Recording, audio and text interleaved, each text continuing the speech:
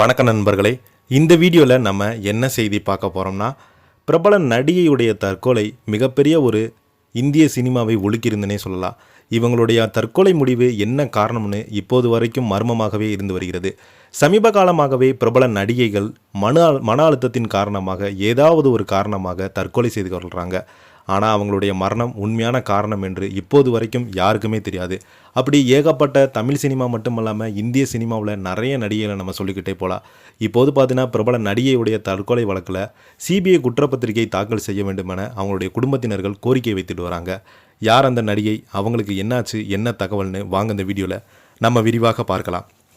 முதன்முறையாக நம்ம சேனலை பார்க்குறீங்கன்னா சப்ஸ்கிரைப் பண்ணாதவங்களாம் சப்ஸ்கிரைப் பண்ணிக்கோங்க. பெல் பட்டன் சிம்பல் அமைக்கி நம்ம சேனலோட நோட்டிஃபிகேஷனை எனபிள் பண்ணிக்கோங்க.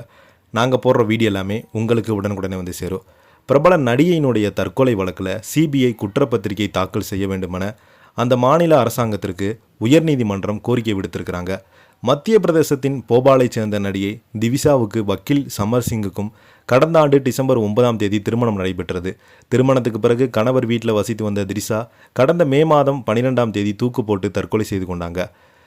இதனால் அந்த பகுதியில் பெரும் சோகமும் பரபரப்பும் ஏற்பட்டது. திரைத்துறையினர் மத்தியில் இந்த சம்பவம் மிகப்பெரிய ஒரு கடுமையான அதிர்ச்சியை உருவாக்கியது. கூடுதல் வரதட்சணை கேட்டு தொடர்ந்து சித்திரவதை செய்வதாகவும் கடுமையான மன உளைச்சலை ஏற்படுத்தியதாகவும் திவிஷாவினுடைய குடும்பத்தினர் காவல்துறை நிலையத்தில் புகார் அளித்தாங்க. இந்த புகாரினுடைய அடிப்படையில் சமர் சிங்கும் அவருடைய தாயார் முன்னாள் நீதிபதியும் கிரிபாலாவும் உடனடியாக கைது செய்யப்பட்டு சிறையில் அடைக்கப்பட்டாங்க.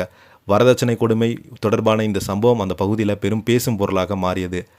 இந்த சம்பவம் குறித்து தீவிர விசாரணை நடத்தி வந்த அதிகாரிகள் சம்பந்தப்பட்ட வழக்கில் தனி கோர்ட்டில் சிபிஐ தரப்பில் குற்றப்பத்திரிகை தாக்கல் செய்யப்பட்டது.